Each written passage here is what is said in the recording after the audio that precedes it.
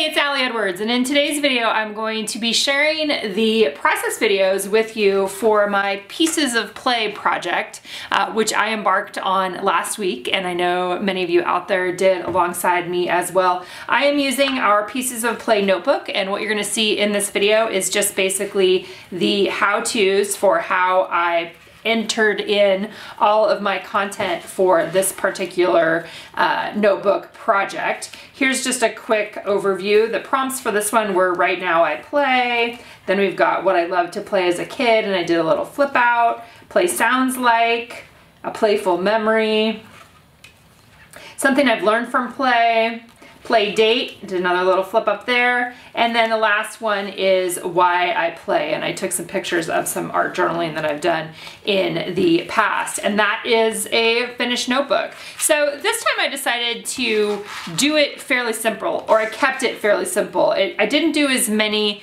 interactive things, and so I wanted to show you, just as you're looking here at one of the other ones I've done. We've done, I think, 4 different chapters now in this project, and one of them was Pieces of the Past. And in this one I did a lot more flip opens, putting things in between stuff here, stamping. And then this week, just based on how I was feeling and based on how things were going, it felt way easier to just type things up and be adhering them down into the notebook. I love this one. I've got some A's falling off there. And that was a little story there about my dad. Just, I love the little flip ups here, the flip throughs. And I do have videos here on YouTube and on the blog that show you how to do this if you're wanting to add more of those kinds of things in here. But I'm super excited to have this one finished up now, and I'm gonna go ahead and just add it right here into my felt folio, and then move on to the next project. So like I said, here in the video, you're just gonna see quick little processes of how each one of those came together. You can see additional photo images on today's blog post. It's up on the blog. And I've got the 2 cute little pens for these 2. This is Pieces of the Past and then Pieces of Play. Let's dive in. All right, so diving into this first one of the things that you're going to see with these is that I follow a pretty similar foundation for most of the pages that I did in this notebook. There's a couple that have flip outs. There's 2 that have flip outs that you will see, but other than that, I'm mainly sticking with the basic foundation within the notebook, which is one long piece on the left-hand side, usually sized to about 4 1/4 by 8 1/4, and then there are 2 almost squares on the other side. I usually print those out about 4 1/4 by 4. Use your ruler just to double check. And then I use rolling adhesive or red line tape. Either one of them works, and I intermix them. Here you'll see me do both as you watch the process for these various videos here that I'm bringing together. The other thing that I do is I use a ruler and an X-Acto knife to trim off the excess off the edges. Usually I just cut one side first and then I lay them into the notebook so that I have more space to cut off the excess and make it just the right size with my craft knife. Another note that I would say to you is you do want to not stick your paper all the way into the middle seam. It'll make the whole thing hard to turn, so you want to give yourself a little bit more space there. Sometimes I forget that. I forgot that a little bit on the first one here, but then I have it on the rest. I'm using a 1/2 inch corner rounder there to round the edges, and then on each one of them I am using a date stamp. On this one I'm adding a little bit of a curved stamp from the stamp set. And let's move on to the next prompt. All right, the second prompt was What I Loved to Play as a Kid, and the story I told was about a couple different games that we played in the pool growing up, and it was a longer story, so I decided to use that long block on the left-hand side for my journaling. I set that up in Photoshop using the size, which again, 4 1/4 by 8 1/4, and I picked out some rainbow pattern paper. This was from our rainbow scrapbook kit, and what I am setting up to do here is to create a flip open, and I wanted to use part of the rainbow there. I'm just measuring it so that I'll be able to have a little bit of a flap. It won't come all the way over to the center, and I want to have on the flap side there, I want to have enough space to have some nice thick adhesive on there to be able to hold the whole thing in place. I couldn't find my bone folder, so I was using my scissors as a as a nice way to get a good crease there. I am using my scissors though to cut out the inside part of the rainbow because I want to create a see-through element on my flap. I'm going to grab some graphics transparency that's going to sit inside there, but you could also use vellum or something else. And you can see that I'm trimming this down because what I want to do is adhere that behind there. Yep, there's going to be a little bit of a flap there, and I'm just kind of looking and measuring. This kind of activity usually requires a little bit of testing things out, I would say. You know, is this right? Is this in the right spot? What I'm looking at right there was I am noticing or thinking about how I do want to put pattern paper on the inside as well. There's the graphics transparency that's going to be laid down using a little bit of rolling adhesive to hold that in place. And then I do want to have some pattern paper on the inside, which is what I am grabbing right there. That is Love pattern paper. I think that was from the Heart scrapbook kit.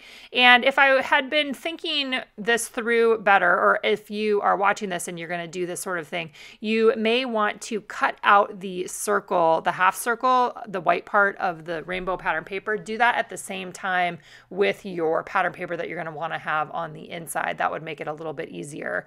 What I'm doing right now is just getting ready to use the inside of the rainbow there, the inside of the circle, to be able to cut out the Love pattern paper so that I can have a see-through part and that it'll line up on both sides. So a lot of kind of going back and forth with this, as you guys know, when you're creating something like this where it's you know, a custom creation where you're needing to think through like, how does this actually function?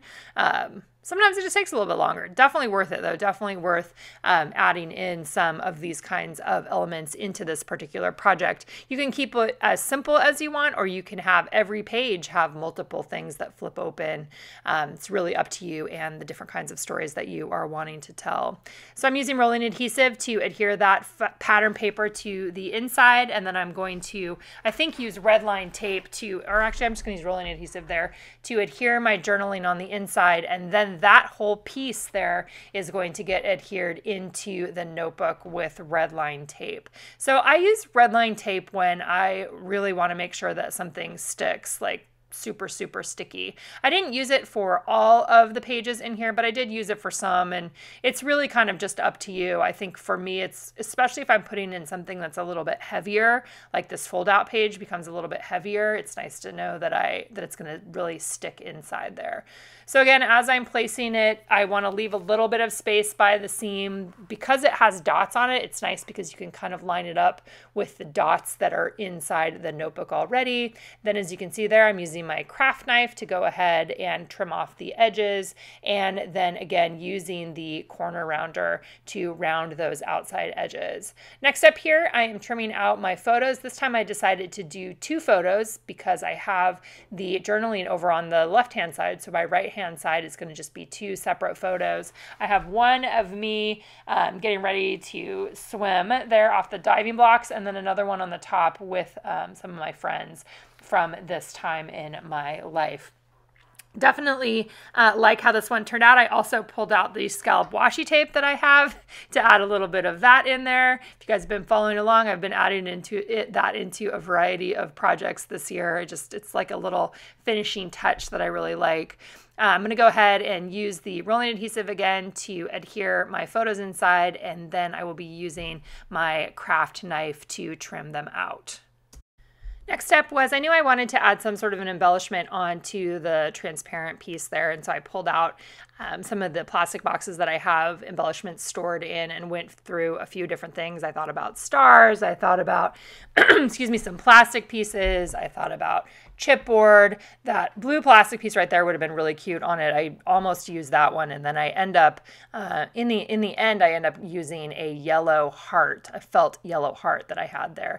The chipboard I thought was fun too. If you have your chipboard organized like I do by shape, you can go through things like the different diamonds here, or the half circles, and potentially have ones that could adhere back to back. So that's something that you can think of if you are wanting to do something like this. I thought the half circles looked really cute, but I didn't have two sentiments that made the most sense for what I wanted to do. So I ended up doing the felt heart on there. I did use a brad to hold that in place, so I'm sticking it all the way through to the other side.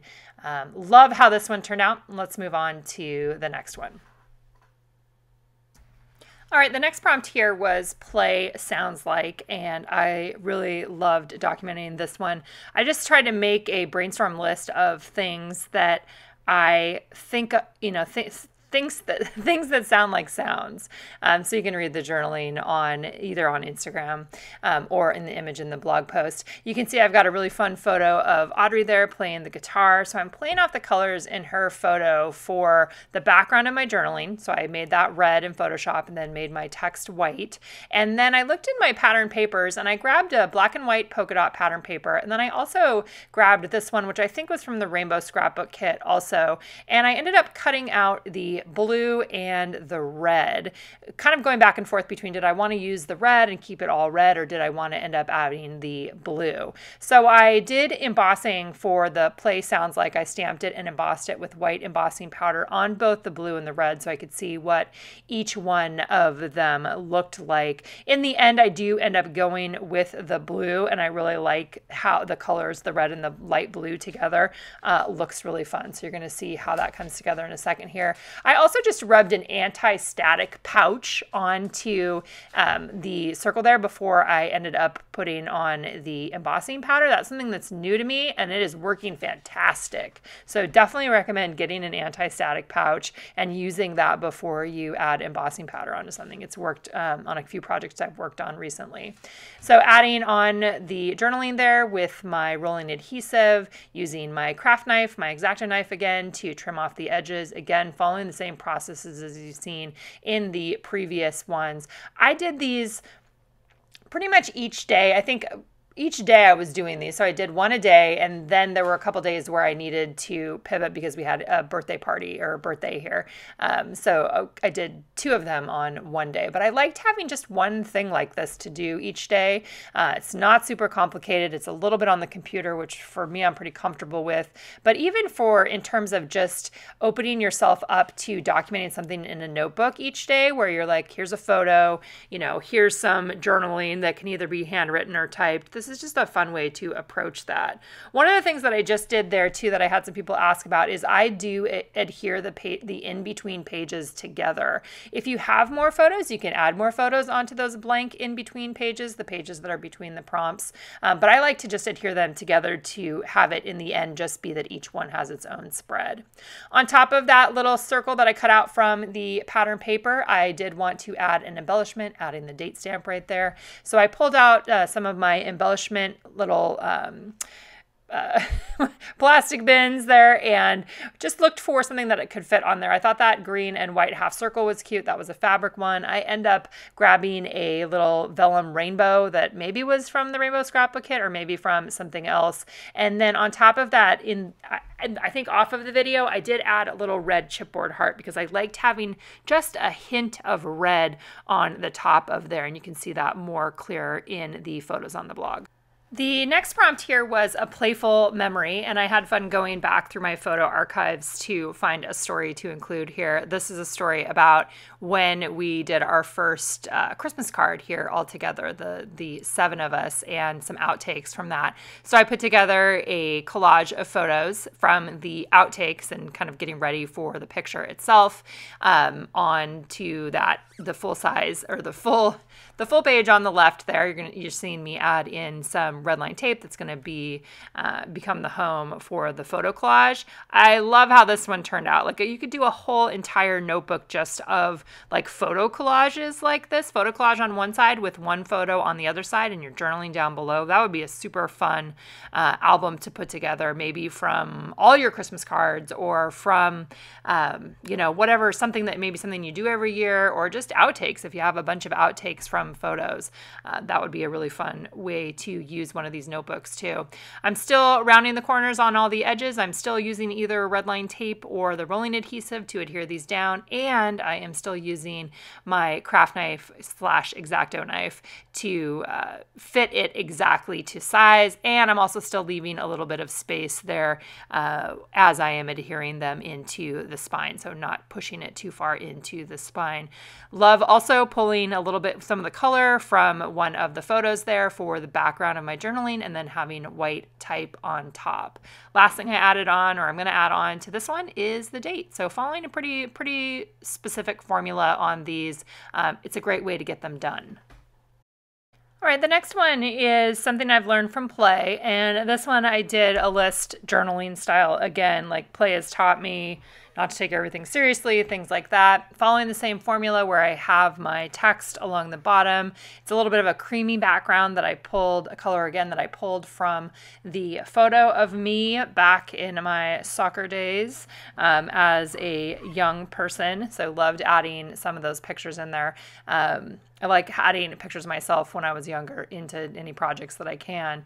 Rounding the corners again, following the same stuff. This time I picked out a pattern paper that is a fun bright star pattern paper. That's also from, I believe, one of the scrapbook kits. I'm not sure which one that one was. I'll try to find that out and put it in the supply list down below for you guys. But I love the red, right? Still playing off the colors in the photos. That was definitely something that I was paying attention to as I put this one together this time.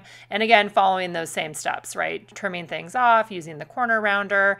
And on top of there, I did want to add some sort of embellishment. So again, I dove into my stash. I love this project as an opportunity to pull some things out of my stash. And I had a puffy sticker that said the word learn on the middle of it. I'm going to go ahead and use my rolling adhesive there to attach those two pages together.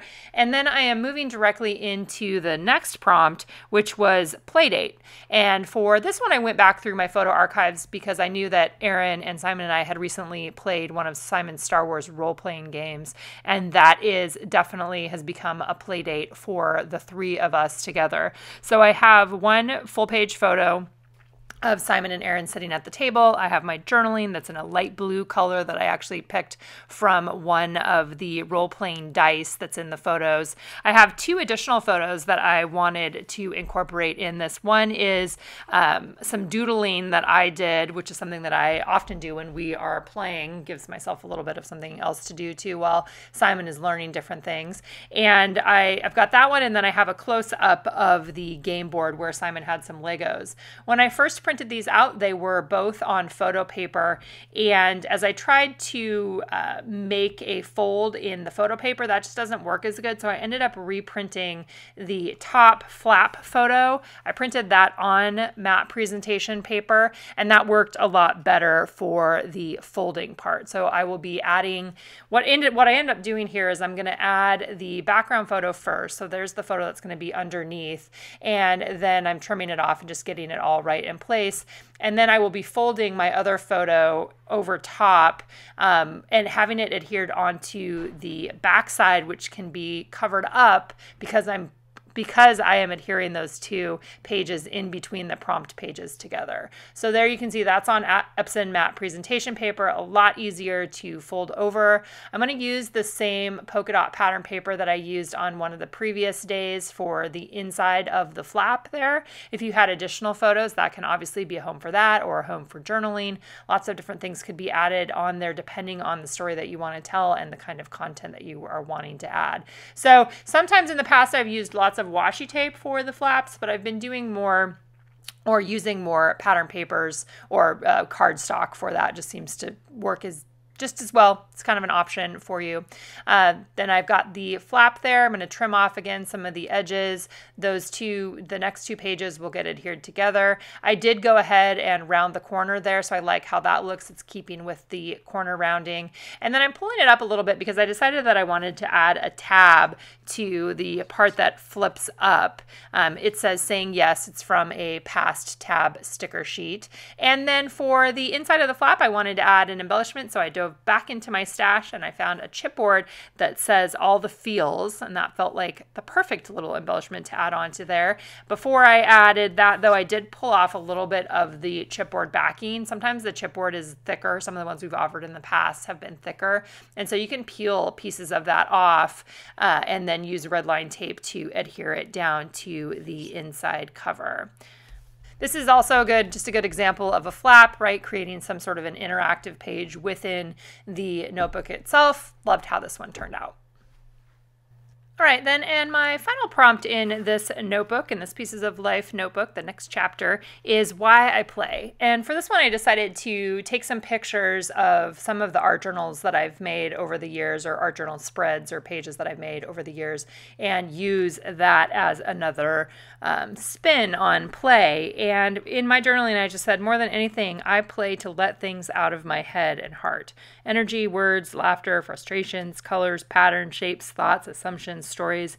It's a release that creates space. It's a release that opens me up to new ideas and ways of thinking and being in the world. I play because it's essential. It's essential to the whole of me.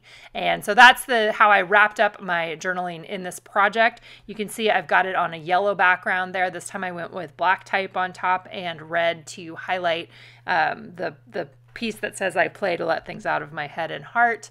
You can also see right there, I'm adding in a little bit of washi tape because when I was trimming with my X-Acto knife on there, I kind of cut into that a little bit. So I just put a little extra washi tape on there to hold that in place. My collage of photos is what I am using there on the large, or on the left side. And then on the top right, I'm going to be adding in another page that I took a picture of, and then my journaling on the bottom, just kind of following the formula that I've used throughout the whole project this time, using my X-Acto knife again, using my corner rounder, and then I will also be adhering the last couple pages together so that when you flip through this album, all you see really are the initial prompt pages at the beginning, and then the rest of them are all just pages on their own without any extra pages peeking through there showing up. Just having to trim a couple little extra things there using my corner rounder, and there I go to adhere those last few pages together. As always, I just want to say thank you for joining me here in this next chapter in our Pieces of Life collection. This was Pieces of Play. We will be back later this year with another chapter I think is going to be Pieces of Joy. Thanks so much. Hope you guys have a great day.